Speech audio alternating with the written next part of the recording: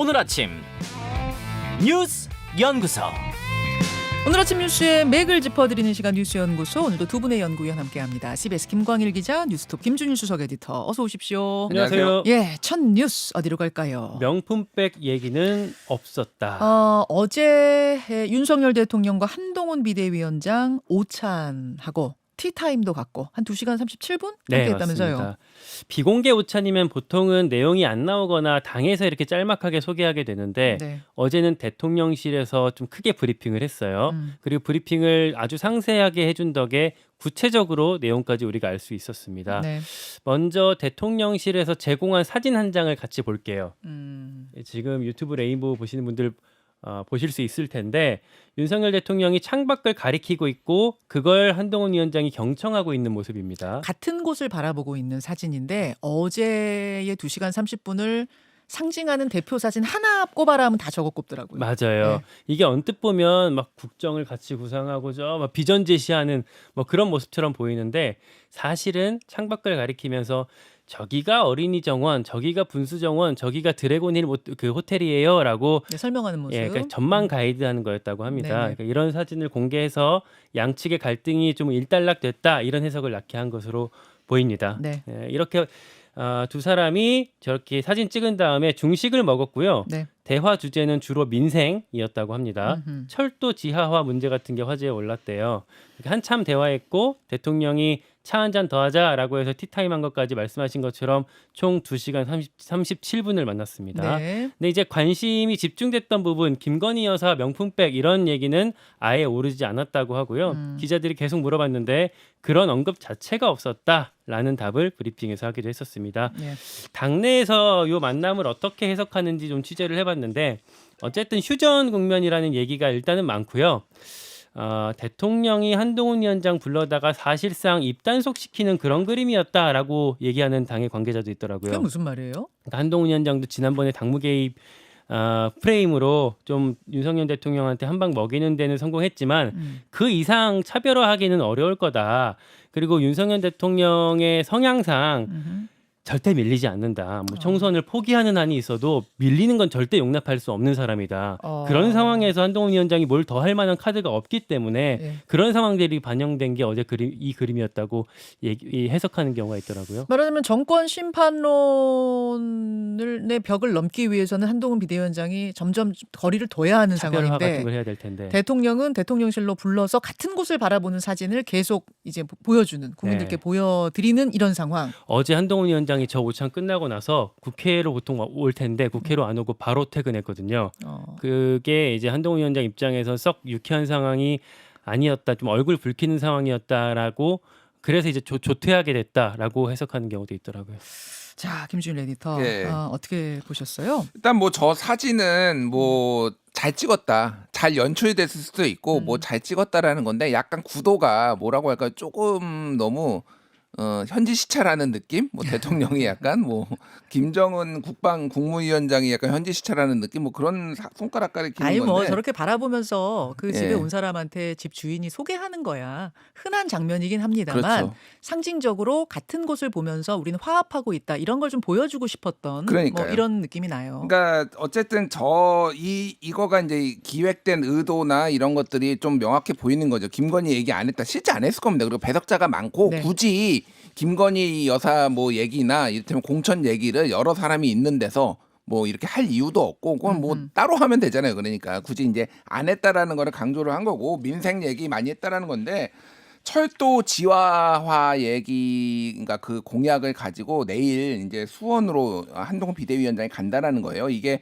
윤석열 대통령의 대선 공약이기도 하고, 그래서 이거를 중요 이제 수도권이나 대도시의 철도들을 이제 역사를 중심으로 해서 이제 지하화하는 거, 뭐 이런 것들을 지금 논의를 한다라고 합니다. 그래서 이제 그런 연장선상에서 지금 나오고 있는 건데, 네. 이거는 이제 국민의힘이나 이제 정부의 입장인 거고, 야당은 김건희 여사로 총선을 치르겠다라는 거를 좀 되게 분명히 하고 있거든요.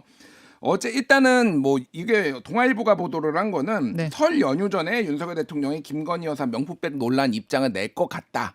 대통령실 관계자가 이제 얘기를 했어요. 지금 KBS에서 대담이 있을 거라는 이야기가 지난주에 나왔는데 대통령실에서는 그러니까 결정된 거 없다. 예. 검토 중이다라는 입장을 어제까지도 견지했잖아요. 어제도 똑같아요. 아직 정해진 건 없다라고 하지만은 대통령실 관계자가 다양한 안을 놓고 고심하고 있고 설 연휴 전에 하는 거를 검토하고 있다라는 얘기까지 그래요. 나왔습니다. 그러니까 하겠다라는 게 결정된 것도 없지만 안 하겠다라고 확정된 것도 아니란 얘기네요. 그러니까 어제 제가 이제 뭐 한카트론에서 말씀드렸지만 이게 때밀려서 하는 모양새도 별로 이제 좋아하지 않고 그러니까 이제 다양한 고심을 하지만 이거를 길게 끌 수는 없다라는 건데 지금 야당에서는 어제 단독으로 정무위원회 소집해가지고 그래서 이 문제에 관련해서 국민권익위원장 그리고 금융감독원장한테 이제 물었습니다. 이제 주가 조작 관련해서 왜 이거를 명품백 수수 같은 경우에는 이제 권익위원장한테 물었고요. 왜 이거 조사 안 하냐? 뭐 이런 거 물었고요. 이것은 중대 부패 행위 아니냐 이렇게 어제 이제 공격들이 들어간 거죠. 그렇죠. 예. 그래서 여당에서는 아예 이거 불참했고요.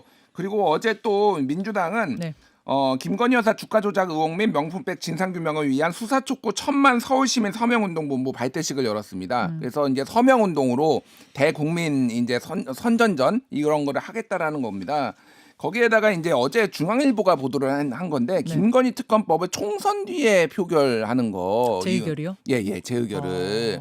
그러니까 총선 뒤에는 어쨌든 공천 못 받은 사람, 탈락한 사람 그래서 오히려 가결 가능성이 높고 그리고 총선 전에 하지 않고 이후에 하면 이거 총선용 아니다. 그러니까 어떤 식으로든 이거를 끌고 가겠다라는 거를 얘기가 나오고 있다. 민주당 지도부에서. 이미 대통령이 거부권 행사한 지 3주 지났거든요. 사실 지금도 재의결 시점 치고는 다른 때보다 훨씬 늦은 건데 설 후도 아니고 총선 후에 재의결에 붙이겠다는 얘기가 나와요. 그러니까 민주당의 중앙일보가 어제 단독 보도라고 한 건데 그러니까 뭐 이거 실제 될지 안 될지는 모르겠으나 지금 뭐 하도 뭐 총선용이다 뭐 공격도 받는 뭐 이런 거 있으니까 아니야라고 이제 설명하는 것도 있고 또 하나는 실제 그러면 가결 가능성이 훨씬 높아질 거다. 왜냐하면은 이제 5월 29일까지 임기거든요. 그러니까 지금 2020년에 당선된 의원들. 그러니까 굉장히 이제 다른 방식으로 이제 설득의 여지가 있을 거다라는 거고 어제 눈에 띄는 게 서민민생대책위원회라는 시민단체가 김건희 여사한테 명품백을 전달한 최재형 목사를 고발을 했습니다. 근데 이게 이제 뭐 이제 뇌물 공여죠 쉽게 얘기를 하면은. 근데 문제는 이거를 할 경우에는 김건희 여사도 조사를 해야 돼요.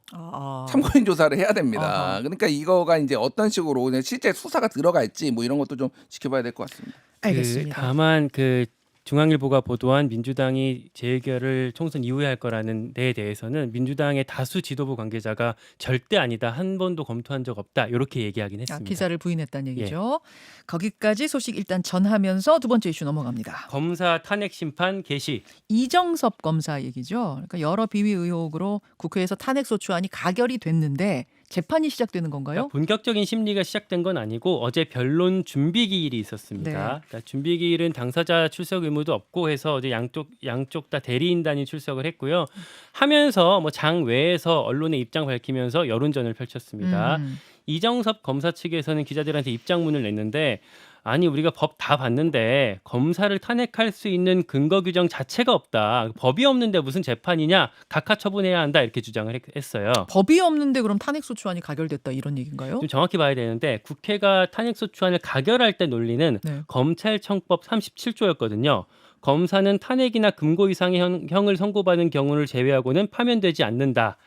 그러니까 여기에 탄핵이 언급됐었다라는 점을 근거로 의결했던 거였어요. 탄핵이란 말이 여기 있는 걸로 봐서는 탄핵할 수 있다는 거 아니겠느냐 이런 거예요. 근데 이정석 검사 측에서는 이거는 파면되지 않는다라는 그 취지를 얘기하는 거지 탄핵 언급 갖고 얘기할 건 아니지 않느냐라고 주장을 했고요.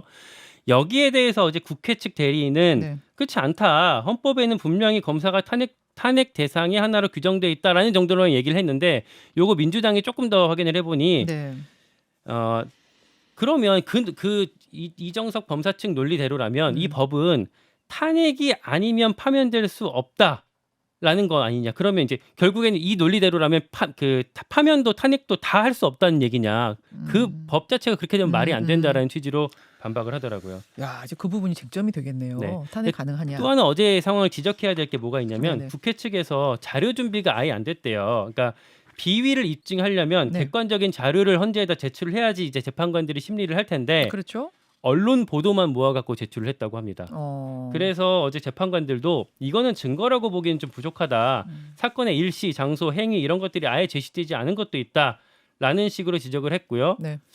어떻게 보면 좀 무책임한 걸로 보이는데 그런 상황 때문에 재판부가 변론 준비기일을 한 달 뒤에 한 번 더 잡았습니다. 그래서 재판 자체는 빨라야 한 3월에나 실질적으로 시작될 수 있을 것 같습니다. 예, 김준일 에디터. 예, 그러니까 요 검찰 그러니까 개개인의 검사가 아니라 검찰총장을 탄핵을 발의한 거게 통과가 된 게 아니라 발의한 거는 유구한 역사가 있습니다. 그러니까 사실 1994년에 이제 김도원 검찰총장을 처음 이제 국회에서 탄핵 발의를 한 이래로 예. 뭐 김태정 예를 들면은 뭐 굉장히 많은 뭐 박순용 그래서 신승남 그래서 막 엄청나게 많은 검찰총장들이 탄핵 사유가 됐는데 탄핵이 이제 발의가 됐는데. 네네.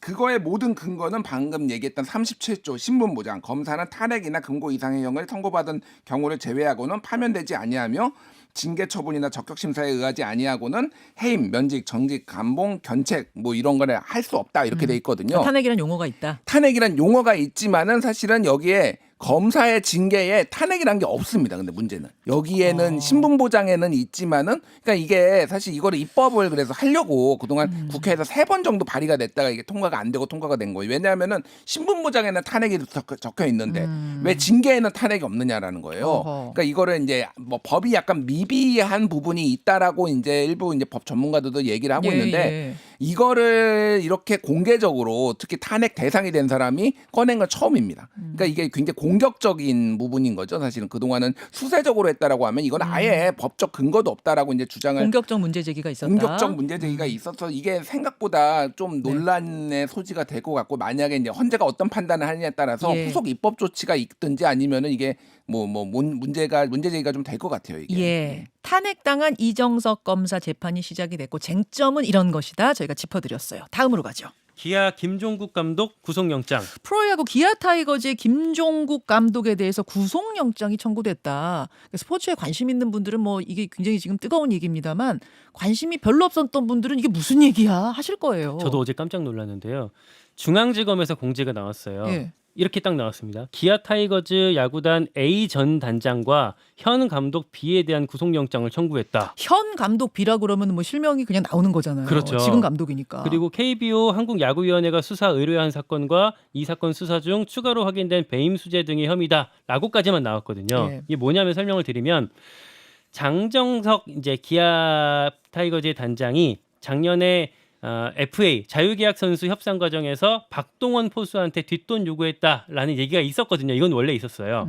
그걸로 KBO가 수사 의뢰를 했는데 네네. 검찰이 요걸 파다가 네. 후원 업체한테 수천만 원 받은 정황 요것도 포착을 한 거예요. 추가로 김종국 감독 같은 경우에는 이 업체한테 억대 금품을 받은 것까지 검찰이 파악하면서 영장을 치게 됐습니다. 장정석 단장은 요게 이제 말씀드렸다시피 먼저 나왔던 얘기였기 때문에 이미 해임 상태였고요. 네. 김종국 감독은 이번에 구단에서 어제 계약 해지했다고 합니다. 기아 타이거즈 지금 호주로 전지훈련을 가고 있는데 진가비용 코치가 이제 어떤 임시 대응을 맡게 됐고 어제 코치가 인천공항으로 출국하면서 기자들 앞에서 눈시울을 붉히기도 하더라고요. 아이고 뭐 기아 타이거즈가 발칵 뒤집혔겠네요. 그러니까 이게 이제 뭐 금품 수수 건인데, 그러니까 이런 겁니다. 그러니까 기아 타이거즈가 중소업 커피 프랜차이즈 업체와 계약을 맺었는데 네네. 이제 감독이 그러니까 검찰에 따르면 감독이 뒷돈을 받고 편의를 봐줬다, 계약을 맺게 해주는데 도움을 줬다 이런 건데 뭐. 수사를 해봐야 알겠지만은 이 정도까지 구속영장 청구할 정도면 상당히 혐의가 어느 정도 입증이 됐다라고 보는 것 같고 지금 그래서 이게 좀 스포츠계가 옛날 뭐 승부 조작 이런 거를 떠나서 이런 네. 뒷돈거래까지 있다라고 한다면은 좀 크게 자정작용이 있어야 되지 않을까 그렇게 보죠. 구속영장 청구됐고 지금 구속이 결정이 된 건 아니고요. 구속 전 피의자 신문이 오늘 있는 것 같습니다. 그래요. 그래 결과 보도록 하죠. 두 분 수고하셨습니다. 고맙습니다. 김현정의 뉴스쇼는 시청자 여러분의 참여를 기다립니다. 구독과 좋아요, 댓글 잊지 않으셨죠? 알림 설정을 해두시면 평일 아침 7시 20분 실시간 라이브도 참여하실 수 있습니다.